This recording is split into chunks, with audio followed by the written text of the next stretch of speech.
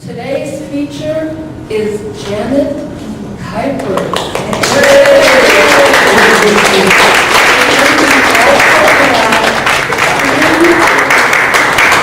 Okay, first of all, I'm going to do a quick little interview and introduce you to Janet. A lot of you know her, but I don't know her, so I'm going to ask her a lot of questions. Okay? Beginning with, when did you start writing? Technically, I was 9. I was in school and I had to do a poem for a class. A lot of people that come to my open mics might have heard me read the poem Under the Sea. I had help from my mom. And it actually got published in Read magazine, which is nice. So I guess I started my publishing career in 1980. But I did that and it rhymed and I started trying to do rhyming poems and I just thought how that did not work. And I mean, the one in the beginning was very good, but when I tried to just come up with things to rhyme, they just failed miserably. So I just started pouring my heart out as I got older and that kind of worked for me instead. Very good, very good. And she's been published quite a bit. How many books do you have out? Well, the books I have out are through Scars Publications, which is something that I've run. So I can't go saying, oh, 18 gazillion people have published me. Although I've been published many times in many, many magazines. I've had, portions of books, covers of books, magazines.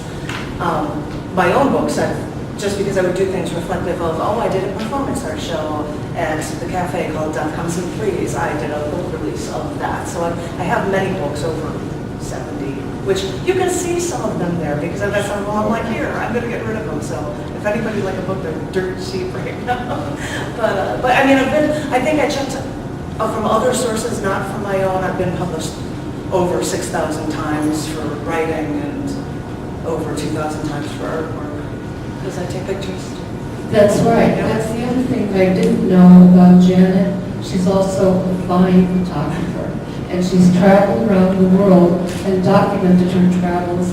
And we have some pictures here of Beijing. Photos from everywhere. And, that one happens to be in Rome. And performance art stuff. I've just got a bunch of images sprinkled throughout so you can see some of that stuff. Prolific writer, prolific photographer. Her work is excellent. Do pick up, a book or two of hers. It's terrific stuff. I've even said for all of them, everything there, $8 each or 2 for $5, which is so much cheaper than what the smallest books are for. So stock up, get them off of my hands. Oh. Well, I've got a lot of these extra collections. Add them to your collection, really. You can read stuff on the internet, but when you hold a book, there is something special about the feeling of a book. And even though the future is electronic publishing, in that area, people still like the feel of a magazine, the feel of a newspaper, the actual pages, touching them, the trees. A tree gives its life. Well, actually, a lot of trees in your case. What's the environmental footprint that you... Probably substantial, I don't want to think about it. Okay. Now, can you give us some of your poetry? And then I'll ask you some more questions. Okay, I had 3 poems. I always try to, we rounded 3. So I was going to do 3 poems that are periodic table poems. For people who do not know, the thing I've decided to start doing is writing a poem for every element in the periodic table. If you would like, I can read it up there, or I guess I could scream it out and read it here. What's anybody's decision? They're pointing. Go up there. I might take the microphone. This is not right back for me for it.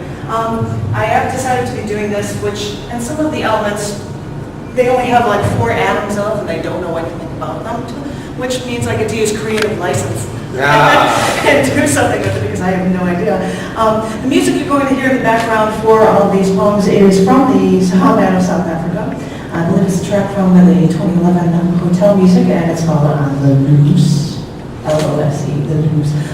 This first one is a poem number 58 in the periodic table. Let's see if this is queued up properly. And this is Syrian. Joining commuters driving toward the Chicago Loop. I watched majestic skyscrapers frame the skyline as I witnessed over Lake Michigan early morning clouds thin at the top. Each cloud looked like a snow-capped mountain. Then at the top that was framing this flatland city surrounding the skyscraper skyline. But all of those clouds were only formed in the mornings by early morning weather pulling water daily from Lake Michigan. And when the water from the lake is warmer than the deep water rises into the air is cool enough so that lake water forms those clouds. But the thing is, Lake Michigan is more than hydrogen and oxygen. At times, they even warned the public not to go into the unsafe water. The same water that Chicago filters for everyone to shower in and drink. So I checked some of the studies on what foreign compounds Lake Michigan actually contains. And at times, you can find anything from cadmium, mercury, lead, or zinc to copper, chromium, even cadmium, selenium. But that list contains harmful elements. But the numbers were really off the charts were cerium. Cerium acts like calcium in the human body. And you can find a lot of cerium in tobacco plants. And with cerium's moderate toxicity, prolonged exposure can lead to itching, heat sensitivity, or skin lesions. And wait a minute, cerium can spontaneously ignite in the air if the air is hot enough. And you may be thinking that if cerium is in water, you should be safe. But water can't be used to stop a cerium fire because cerium reacts with water to form hydrogen gas. Well, if cerium fire fumes are toxic, then so much for Lake Michigan being good for you, even when Chicago has multiple water purification systems. Because cerium in the water that forms those morning clouds is one thing, but no matter the toxicity of cerium, remember that us humans are like 70% water. And without the compounds that cerium goes into, it's probably best if cerium's left to its industrial uses instead of working its way into our water. But it is nice to think that those beautiful morning clouds framing the Chicago skyline with snow-capped mountains are actually more than just hydrogen and oxygen. Because every once in a while, look up at that morning sky. Because in just the right way, a little cerium can really go a long way.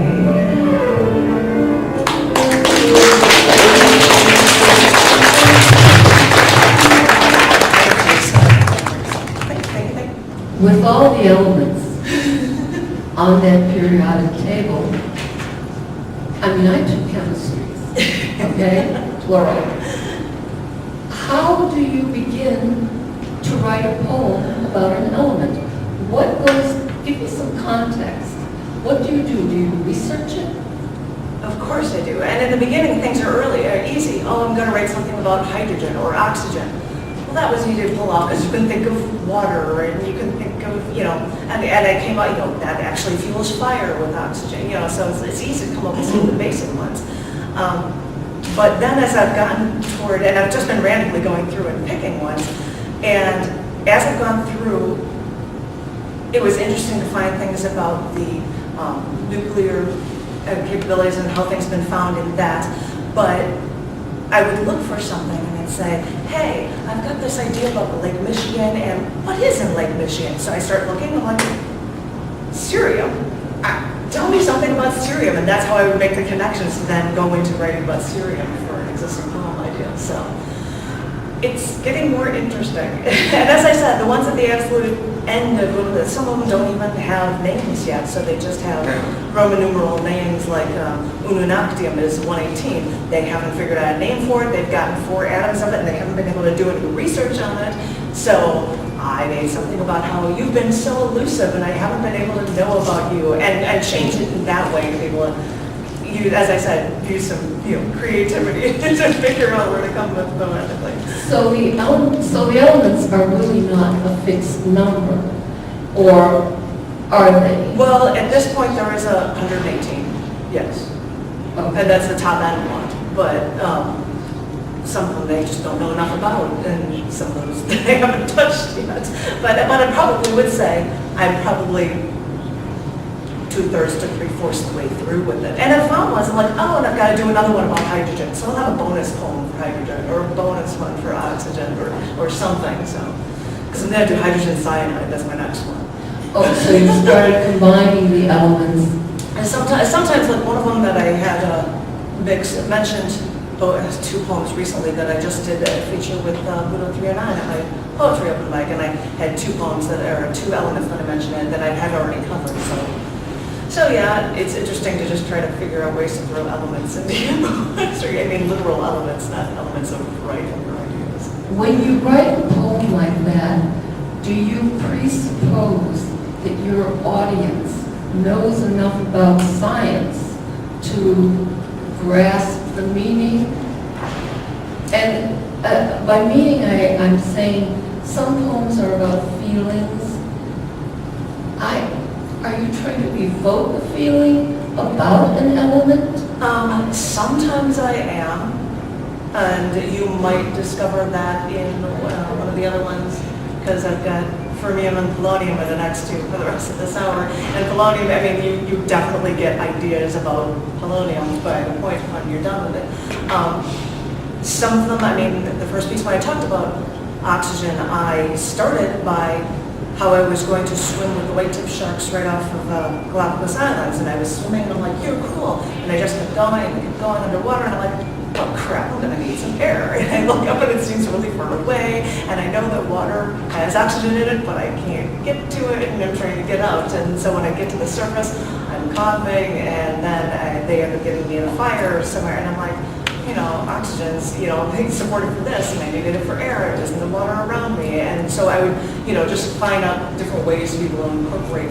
A lot of the poems, I might say stats about, you know, oh, by the way, this was here, which you'll get some of with fermium and possibly polonium, but some of them might be a lot more elusive at the same time. So, would you ever tailor a poem to educate a child? In other words, could you make your poems about the elements reach out to a child, to use a vocabulary that would introduce the child to the element in a way that it would educate as well as entertain? A funny kind of, because you have a great sense of humor. Sorry, and a funny laugh. I've never tried to. What I think is funny is I run 2 literary magazines. The first one I did, I named it after a poem of mine called Children, Churches, and Daddies. And it has nothing to do with any of those things. The poem was about the dysfunctionality of those things sometimes. And so I've never thought of doing things that are, you know, kids' interest stuff. And in fact, they talked about that first poem I'd ever written, side note. A person or two are going to be working on drawing it, and it will be like a child's book or a children's book. A coloring book. Well, I think one of them with Cindy Johnson, we might set it up and have it be like, we'll have ones that's just drawings, then maybe one with a little bit of color in corners, and then full-blown color. So it could be something that kids could do.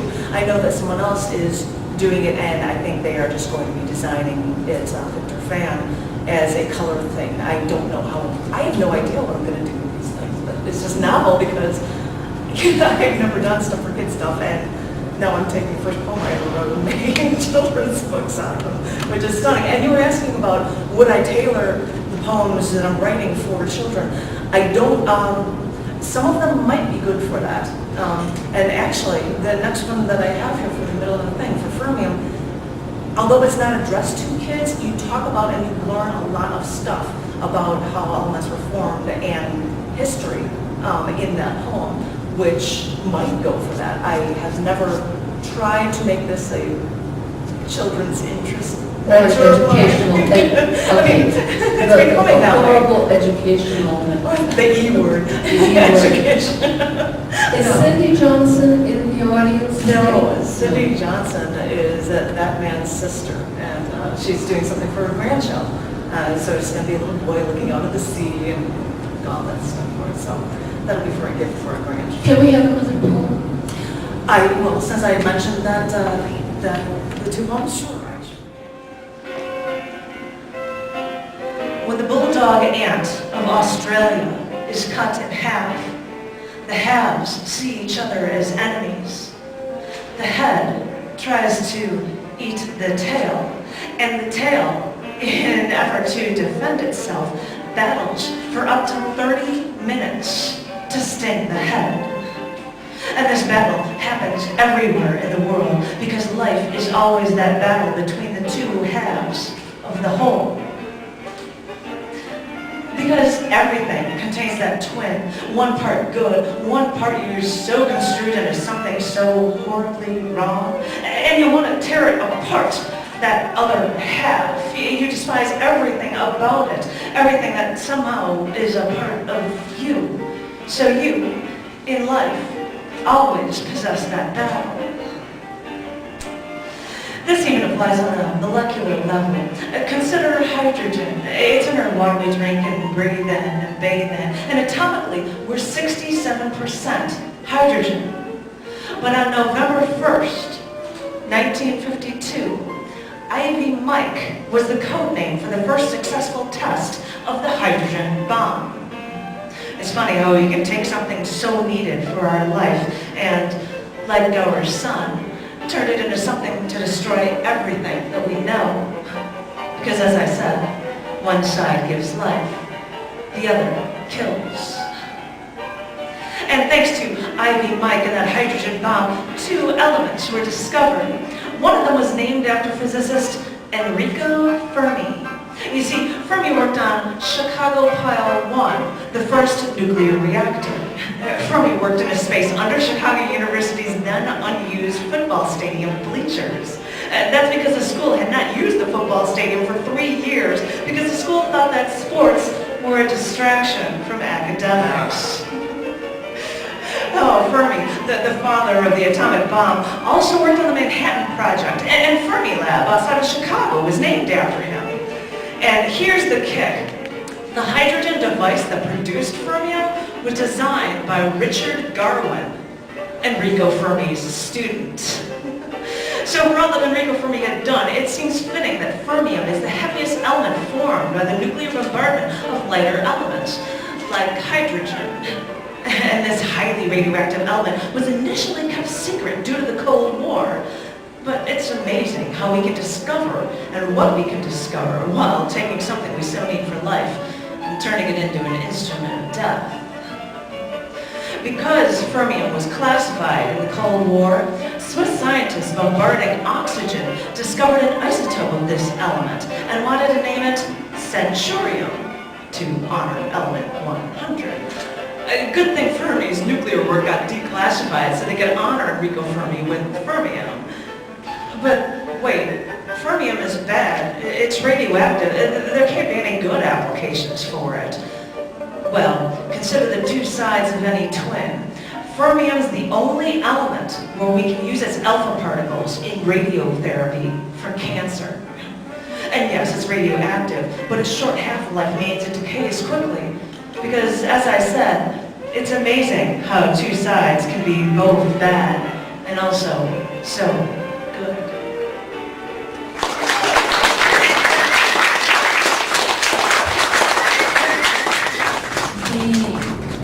I've noticed in your poetry there's more evocative and more, dealing with relationship, okay? You do address the duality. When you look at the duality, is there a possibility of it being trifold? In other words, we always look in terms of yin and yang, the good and the bad. Is there an area like 50 Shades of Grey where there's something in between? Oh, of course there is. I think that, I'll just be loud. Of course there are many different levels, all depending on what you wanted to talk about. Something like that element could be used for cancer. There might be things for it that can also be used for something for producing something for cars, and that's helpful. It's not life-saving, but it's helpful. I mean, there's always scales of things. Or it could be something that's generated after a nuclear blast. which is not so, I mean, there's always different levels. It was easier, at least in that sample, just to be able to say, oh, there's two sides, you know, and use that for that piece. So there's always so many levels, but. How important to you when you read is the audience reaction? Are you watching the audience when you read? Do you feel that you are connecting with each person in the audience when you read? If I have a poem memorized, I can look at the audience. I half know these things. I can look up at some points talking about the bulldog ant, but I'm like, well, I can remember some of this, and then I can look around, and actually I will try to make a point then to actually look at somebody or something. I also love it if I hear, I'm glad that somebody laughed when I said that they decided not to use the football stadiums because they thought that sports were a distraction from academics. Because I thought that was so funny. And it was nice to hear that somebody reacted to that. So, I mean, it's always, I mean, any sort of feedback at all is very, very helpful. It's not always possible if I've got a brand new poem and I'm reading that I can't stare and look at people. I try to remember something of it so that I can make eye contact because I don't want people to just think that I'm going to be sitting here and reading something from a book and I'm not paying attention and I'm not going to be very loud with the mic, you know, and so that gets lost. I'd like to be able to interact somehow more with people so that they can feel like they are a part of something instead of just hearing something that they have to go on an iPod and just not pay attention, you know, and tune out easily. I try to connect with people, although I don't know how well I do it, but I try. How do you gauge your audience's response to your poetry? I mean, do you have, I mean, that's sort of like, people talk about how do you get an audience from poetry?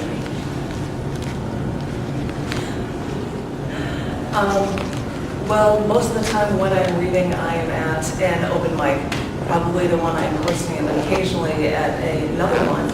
And the only thing that I can really judge it on is the amount of applause I get at the end, or how long that might last.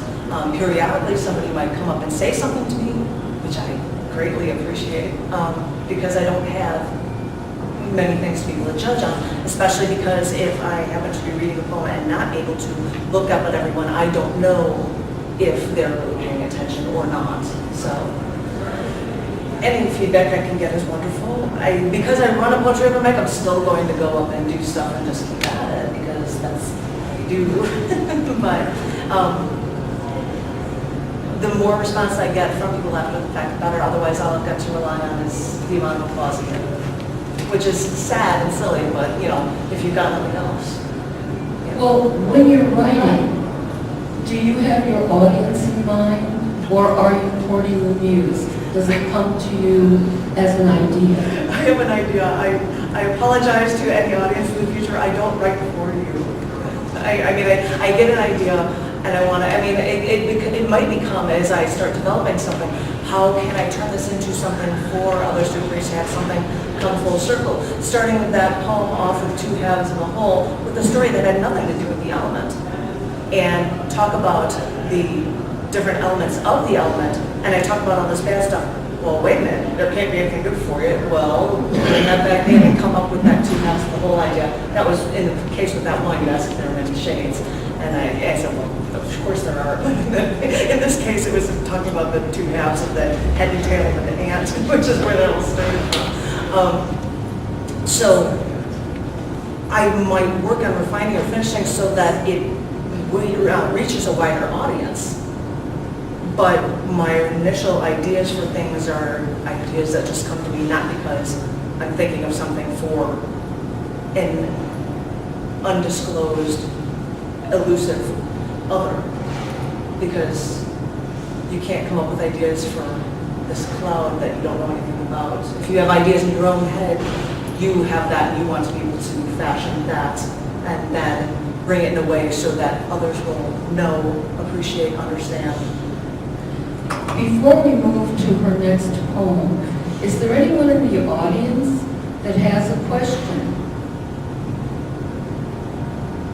Everybody awake? Paying attention? I'm paying attention. I'm making eye Quiz contact. There's a quiz at the end of this, you know. A quiz. Quiz, kidding. Okay.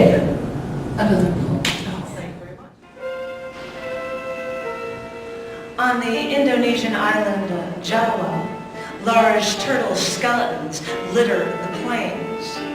Because after the turtles come in from the ocean to lay their eggs, swarms of wild dogs there got together and pounced.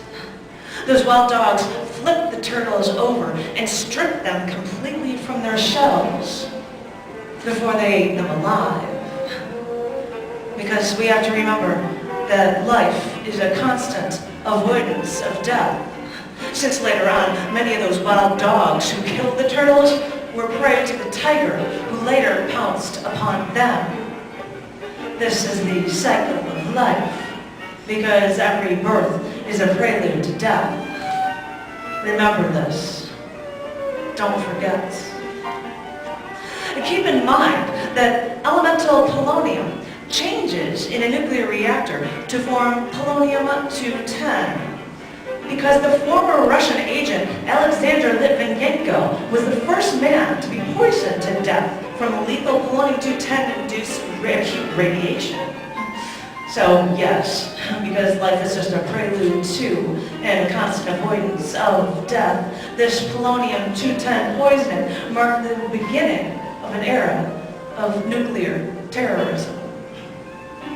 I know, this is only a part of polonium, and they found that polonium's electrical conductivity changes with its temperature, making it perfect for eliminating static electricity.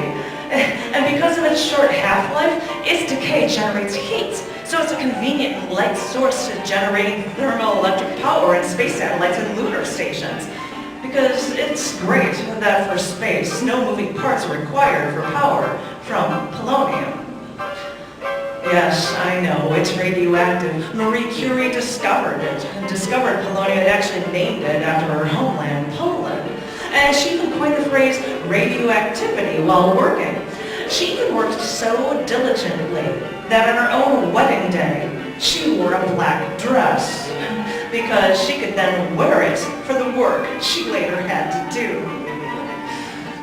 Marie Curie wore a black dress to her own wedding.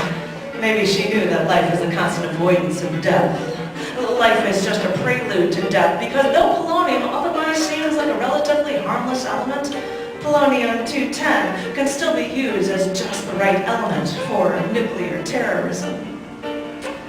With polonium, there's much to learn, because when alloyed, it can be a portable neutron source. Polonium is even used for making photographic plates. But then again, polonium is the only element of cigarette smoke found in lab rats to produce cancer. Polonium was produced in World War II's Manhattan Project. It was even a part of the design for the Fat Man bomb on Nagasaki. Yeah, polonium has many good qualities to us humans, but keep in mind that life is still a constant avoidance of death. So despite what good we look for in polonium, this element can also be an instrument of death. Remember this. Don't forget.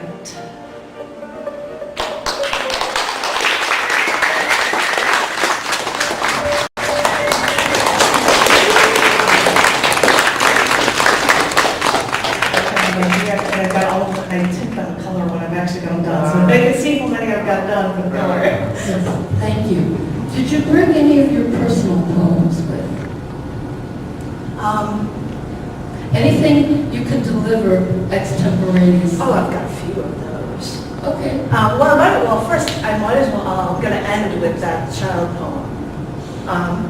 And I'll go with the woman's issue poem, which some of you may have heard before. I think this one's a fun one. And you have to keep in mind that I wrote this based on a time that I was once blonde. This poem is called Too Far. That's what I was saying. This poem's called Too Far. When he met me, he told me I looked like Kim Basinger, long blonde locks. But this time around, I knew I wasn't her, and I could never be her, and I was never good enough, thin enough, pretty enough. So I got a perm, I straightened my teeth, I bought the Wonder Bra, but that wasn't doing the trick. So I decided to exercise. I went to the gym, I used the stair stepper, I ate rice cakes in the wheat germ, but I wasn't thin enough. I only dropped 20 pounds. So I went to the spa, and I wrapped myself in mud, I soaked myself in cellophane, and I bought the amino acid facial creams, but I knew they didn't really work. So I went to the doctor, and I got my nose slimmed, and my tummy stabled, and my thighs sucked. Thought about getting a rib or two removed. Yeah, you know, like Cher. But I figured they've got to be there for something. And hey, that's just going too far.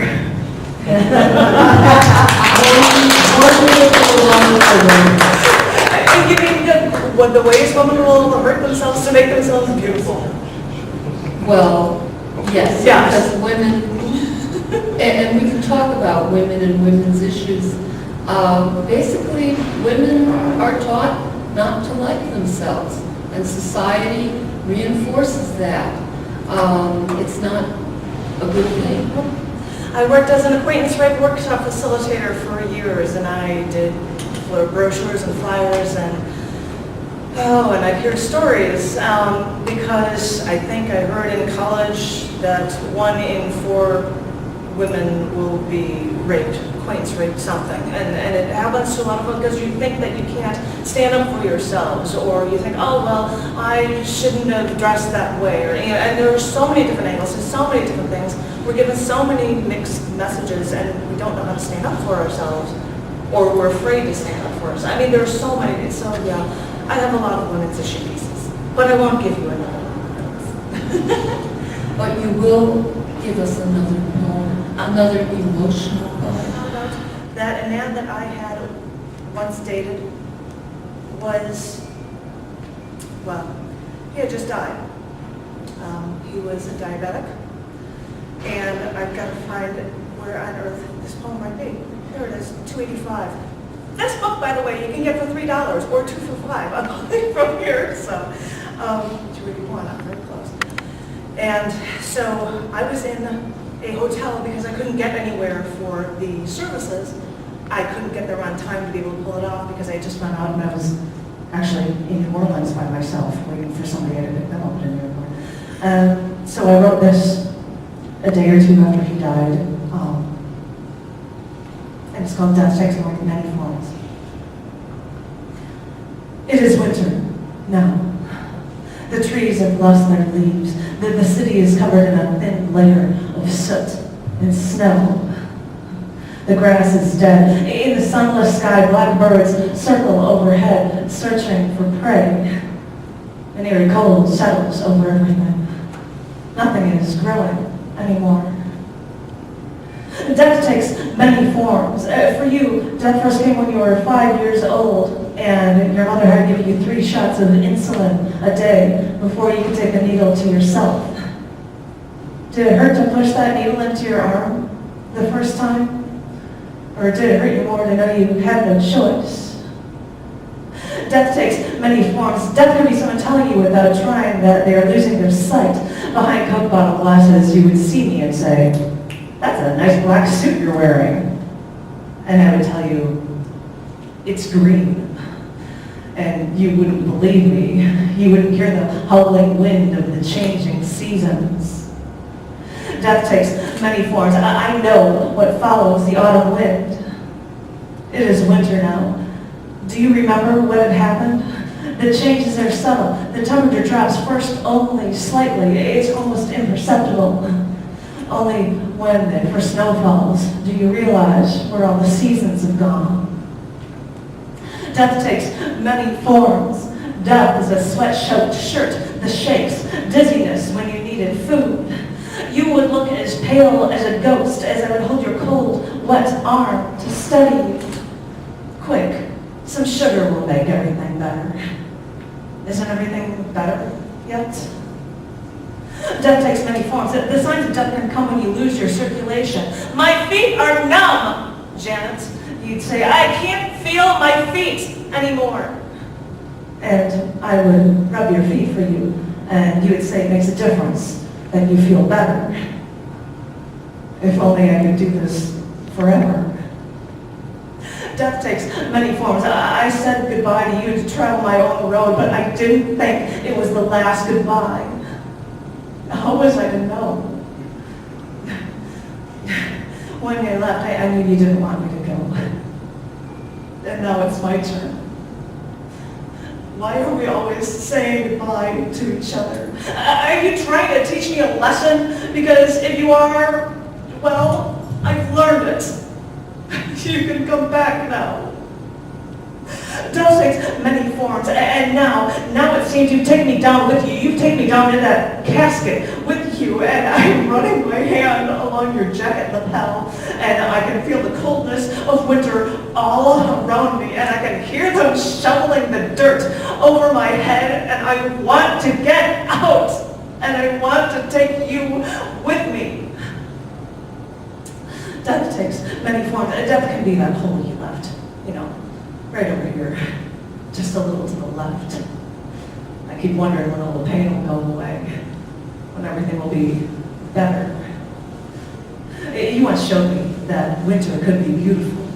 Instead of the dark and dirty snow lacing the city streets, you showed me a quieting snowfall over a lake in your parents' backyard, glistening in an untouched whiteness. I told you I hated winters, and you told me, this you don't hate. Well, I'm still learning.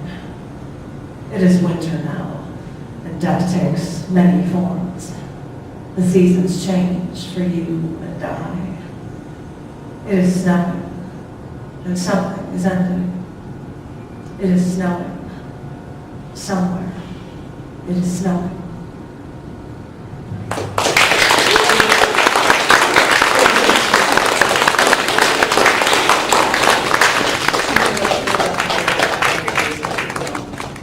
And I was alone. I had nothing and no one, and I was like, and I just started going, and that's what I came on. So, And it came out boom, in one day, boom, done. Yeah, Yeah. when a lot of times emotions, what's going to throw yourself into. You remember this, and I had written a poem called. It was something about that, listening over a lake, and I wrote a poem about that, and I was like, wait a minute, I've been talking about death, and I have this winter thing, and I found that on the internet because I had my laptop with me, and I was like, I'm incorporating that in, ta-da, and just put that all together like that. But, and no offense, I wasn't writing that for an audience. Maybe I was writing that for Dave, I don't know. Or in a way, writing it for myself, just because what else could you do when you are grieving and you're alone and you can't do anything or get to anyone? These ideas are coming to you, and that just came out. And that's what I did. Do you want me to end on a happier note, or did you want to ask me something? I do have a question. When you find that something is flowing through you, that you are an instrument that is being used by some higher power, when you go back and look at that work, do you find that you have to tweak it much, or it's pretty much the way it comes out is the way it is, except for punctuation and maybe a little... I might find that I will change a you or is or like something and add 2 words or remove 2 words to clear up the way I was saying a sentence. But pretty much the idea is there, and I just have to tweak it if I didn't come up with something perfectly like that. I was doing that with those poems. I'm like, that should be of to instead of if to, or something like, and I've just written those and I might tweet, but that's, you come up with the idea, and once it's done, boom. And I do feel the emotions, even when I'm reading them. I'm thinking about the ways that women try to make themselves beautiful. And it's getting like, I'm going to do this, I'll straighten my teeth, which you can tell I haven't done because my teeth aren't that straight. Or sucking my, getting my thighs sucked or tummy staple or whatever. You think about all those crazy things, and that idea of that woman's, that mentality in your head all just comes right back. I did my best with this one because I thought you probably wouldn't like that much emotion, because I get to the point where I'm almost crying when I'm running my hand along a jacket lapel. I'm like, tone that back. Don't do that right now. But I get that way because that emotion is there. And as you've heard, Kuypers rhymes with hyper. I'm very, and so I will just let it out. So. It comes through in the performance. And when I haven't seen this poem on the page. Well, only $3 or 2 for $5. You can have a copy of this poem. There are 2 copies of Hooper there. And there's a book on Death Takes Many Forms. I believe that this one is in that book as well. Excellent. And I can't remember, but anyway. Let's get to the open micers, and we have Janine, who is going to read a couple of poems for us. Probably. Are you going to have comments or questions for Janet? Oh, sure. Yes, the audience. Okay. Please, Janet. Thank you, Janet. Your poem about death takes many forms is absolutely exquisite. And I was reminded of something I read about Isaac Dinesen recently, who said that we can bear anything if we put it into a story. And that's what we did. That's a gorgeous example of it.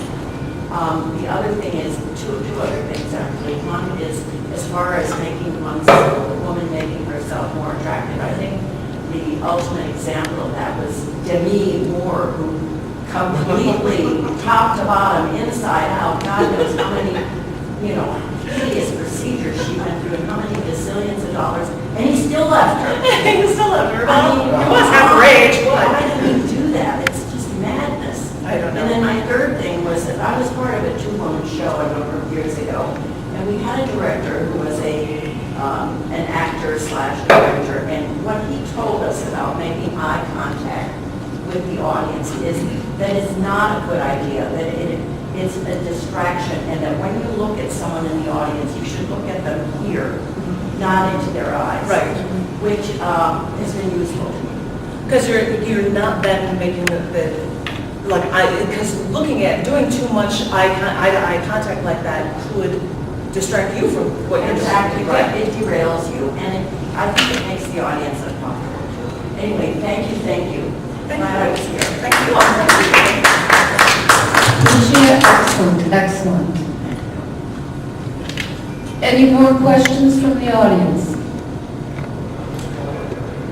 Okay. Yes? You were in a terrible accident many years ago. How has that impacted your poetry? Those who do not know, they're having fun. For those who don't know, I mentioned accident. July 11th, 1998, I was stopped at an intersection. Car knocked me into oncoming traffic, and another car hit me. There were skid marks on my tires for 180 feet. I was unconscious for 11 days. I had to relearn how to walk and talk and eat. And I believe I died that day, and I don't know who you are talking to now. It is very, very bad, and I've changed. I think I have a lot of what was in me, but I think I've learned a lot of insanely difficult lessons that I'll never be able to get rid of.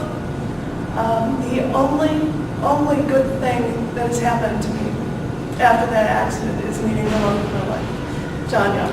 And I'm so blessed. Thank you so much, John, for existing. If there is time, we're not going to do music after this thing is over. Absolutely. We're closing out with John Yatko and Janet, and we're going to have to bring John Yatko back. I heard him prior. Because he's asked to go out to grab a guitar. Come on. You guys gonna sing for us? Yes, they Oh, he's are. not. I'm not gonna sing for you. He's going to have to be a He's gonna play feature drums. one day. He's excellent. And thank you.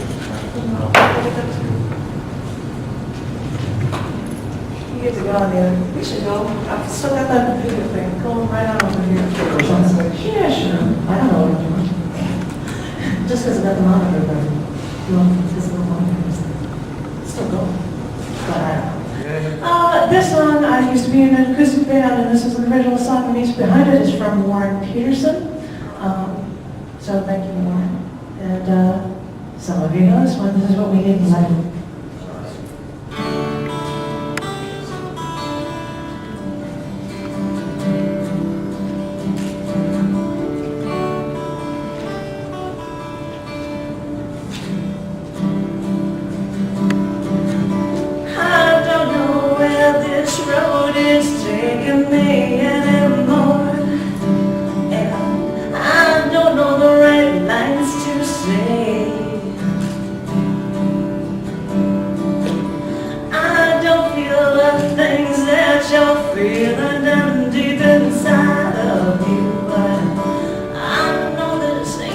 away. Because nothing ventured, nothing gained, nothing changes, nothing stays the same. So you go your way and I go mine. Maybe one day we will find what we need in life. What we need in life.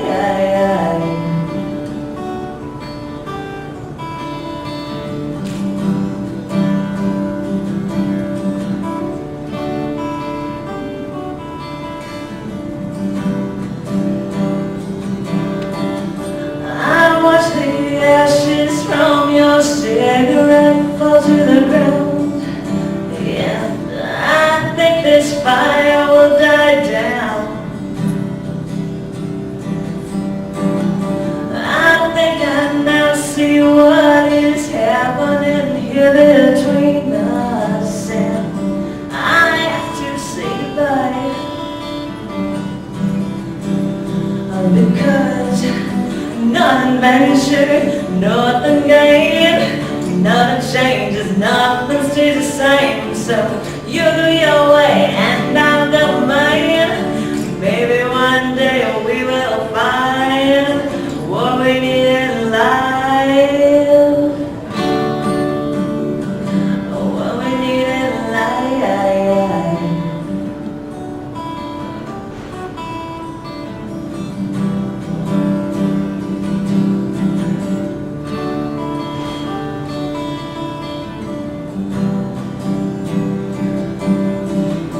I can't stay bitter and lonely and restless anymore. And I can't stay here with you.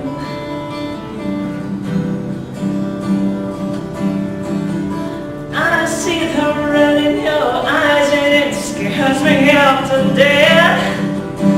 And I'll take this road alone.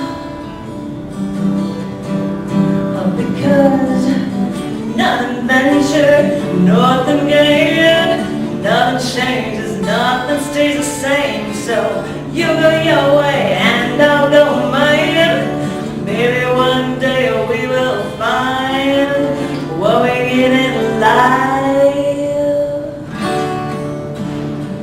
What we need in life.